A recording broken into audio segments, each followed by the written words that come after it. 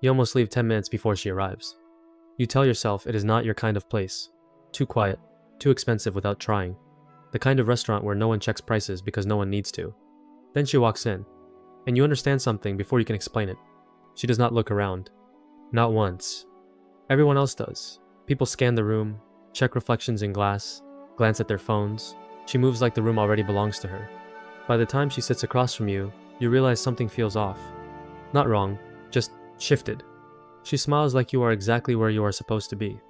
You almost apologize for being late. You were not late. You will spend the next 3 years trying to understand why that instinct mattered. You are 29 and finally living the life you planned. Good job, predictable schedule, clean apartment. You know what your next 5 years look like, and that used to feel like success. Now it feels like silence. You meet her because a colleague cancels and sends you instead, a networking dinner. You expect polite conversation, forgettable names. You notice her before you understand why. Not because she is the most beautiful. There are people in the room more visibly impressive, but no one interrupts her, even when she is not speaking. It takes you a few minutes to realize people are adjusting around her. Chairs shift slightly. Conversations pause half a second longer than normal. Influence without effort. You tell yourself you are imagining it. You are not imagining it. She asks what you do. You answer in the way you always do. Structured, efficient, designed to sound like progress. She listens like she already knows the answer. That sounds stable, she says. It should feel like a compliment. It doesn't. And you ask. She pauses, just slightly. I help people move things forward. You smile politely. You have no idea what that means. You will think about that sentence for years. You leave dinner earlier than you planned. Not because you are bored, because you feel watched. Not by people, by outcomes. As if something has already decided this matters. She walks with you outside. A black SUV is waiting across the street. You notice it because it has been there the entire evening. You realize now the driver never checked his phone either. You don't have to stay, she says. You are not sure what she means. You stay anyway. The first few weeks feel normal. Coffee, late dinners, conversations that move slightly deeper than they should. She remembers small things you say. She never talks about her work. Not directly. But she asks questions. Precise questions. Not about what you do. About who decides. About what happens when something goes wrong. About who gets called when problems cannot be written down. You start answering more honestly than you intended. It feels like trust. It is not exactly trust. It is proximity. She never texts during the day. Never sends casual messages. When she reaches out, it is always intentional. You start waiting for it. That is the first cost. Time stretches differently around her. Your routines loosen. Gym sessions missed. Calls delayed. Sleep pushed later. You tell yourself it is temporary. It is not temporary. One night, you ask her directly, "What do you actually do?" She looks at you for a long moment. "You would not like the simple version," she says. "Try me." Another pause. "I make decisions that other people follow." It sounds like an answer. It is not an answer. You nod anyway. You are already adjusting to not understanding everything. That is the second cost. Clarity. 3 months in, you notice the pattern. She disappears. Not randomly. Predictably unpredictable. 2 days unreachable. Then back, like nothing changed. No apologies. No explanations. But when she is with you, she is completely there. Focused. Present. Attentive, in a way that feels rare. It makes the absence feel justified. You tell yourself, presence can compensate for absence. You will learn that is not always true. The first time you see it clearly, it is almost nothing. You are at a small private event. A friend of a friend invited you. Old building, minimal staff, quiet conversations. A man approaches her. Older. Controlled. The kind of person who expects things to happen. He begins speaking before she acknowledges him. Then he stops. Mid-sentence.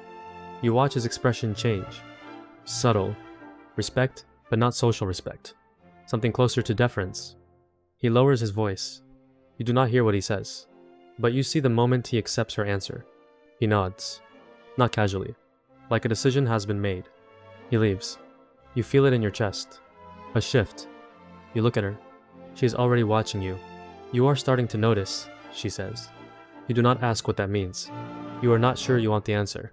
By the 6th month, your life begins to rearrange itself. You cancel more plans than you keep. Friends stop asking as often. Work notices you are less predictable. You are still performing well, but you are no longer steady. You start checking your phone more, waiting for her timing. Favors are footprints, she says one night when you ask why she cannot be more available. What does that mean? It means every interaction leaves a trace. Some of us have to be careful where we step. You nod like you understand. You do not understand. You are starting to accept that you will not understand everything. That is the third cost. Control. Winter comes. You are at her place more often now. It is not extravagant, but it is deliberate. Everything feels chosen. No clutter, no accidents. Like a space designed for conversations that matter. You find yourself speaking differently there. More honest, more direct.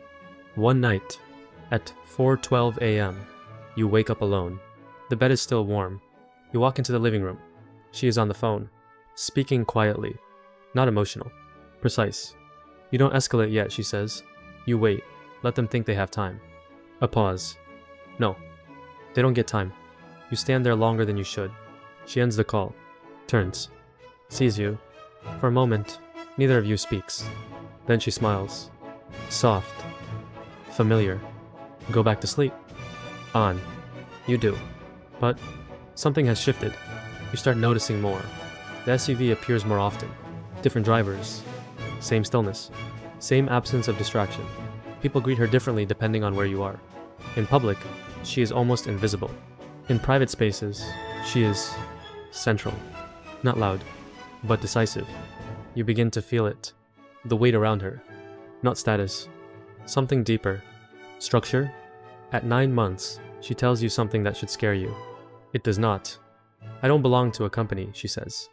What does that mean? It means there isn't a name you can look up. You laugh lightly. She does not. You're not asking the right question, she adds. What is the right question? She studies you. Who do I answer to? You wait.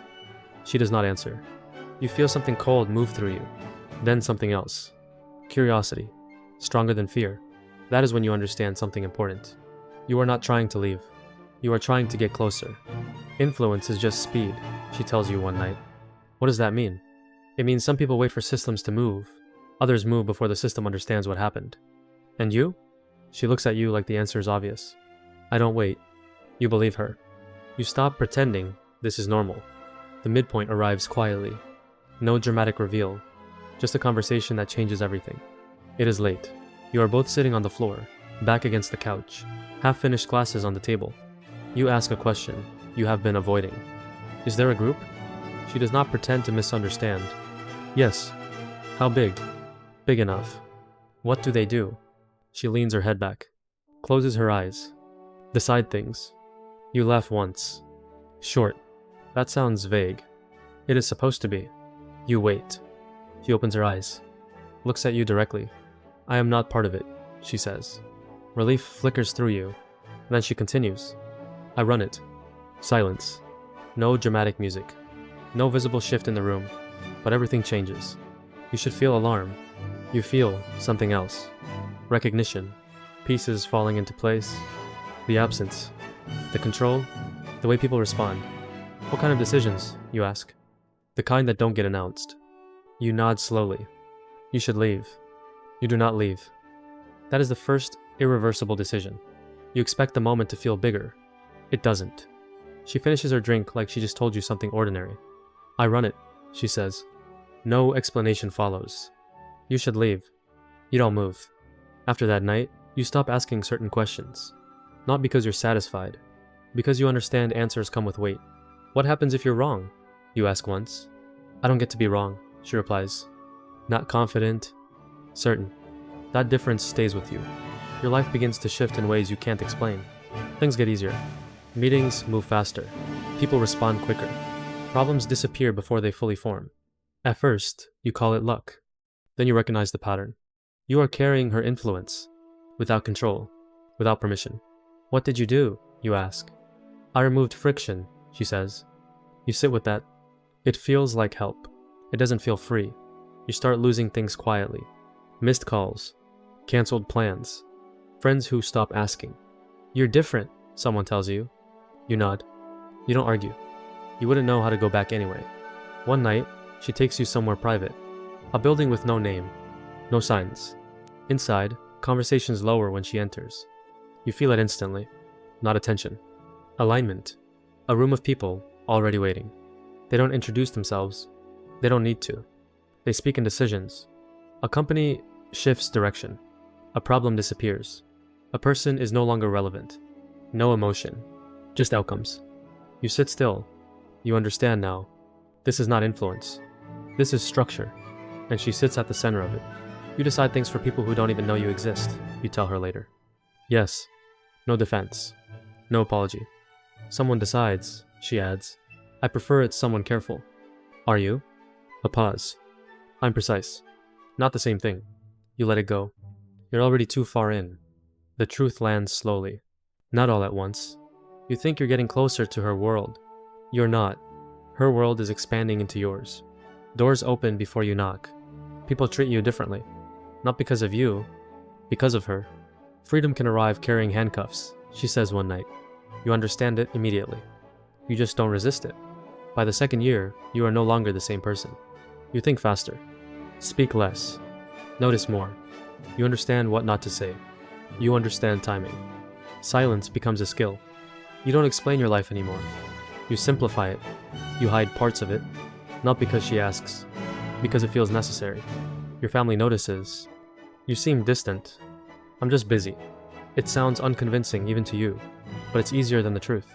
One night, you find something you weren't meant to see. A document. Names. Notes. Outcomes written before they happen. You recognize one. Someone recently removed from power. Public reason. Restructuring. Private note. Corrected. You close it slowly. You don't panic. You understand. That's what scares you. I didn't hide it from you, she says when you show her. Why? Because you're past that point. You are. There's no version of you now that doesn't know. The moment to leave comes quietly. No argument. No pressure. Just awareness. You are standing in her kitchen. Rain against the window. Your old life feels distant. Predictable. Safe. Small. You can go, she says softly. And then what? You go back. You almost smile. There is no back. Not for you. I wouldn't fit there anymore. She nods. That's the cost. You stay. Not because you have to. Because you want to. That's the part you don't admit out loud. By the third year, you move differently. You understand rooms. You understand power without language. You understand that most things are decided before they appear. You are not in control. But you are not outside anymore. That changes everything. Some people ruin your life, she says once, almost joking. You look at her. She doesn't smile. Sometimes it's worth it. The final realization comes when you're alone. She's gone again. No explanation. You don't need one. You look at your life. What you lost. What you became. What you gained. And something settles. You don't want your old life back. Even knowing everything. Even understanding the cost. You would choose this again. You would choose her. That truth doesn't feel like weakness. It feels like acceptance. Years later, you sit across from her again. Same stillness. Same presence. She still doesn't look around. The world still adjusts. And you understand something clearly now. You were never pulled into this. You walked into it. Step by step. Willingly. You lost things along the way. Pieces of yourself. Simple choices. Clean lines between right and wrong. But you gained something else. A life that feels real. Complicated. Expensive. Yours. If someone asked you if it was worth it, you would pause.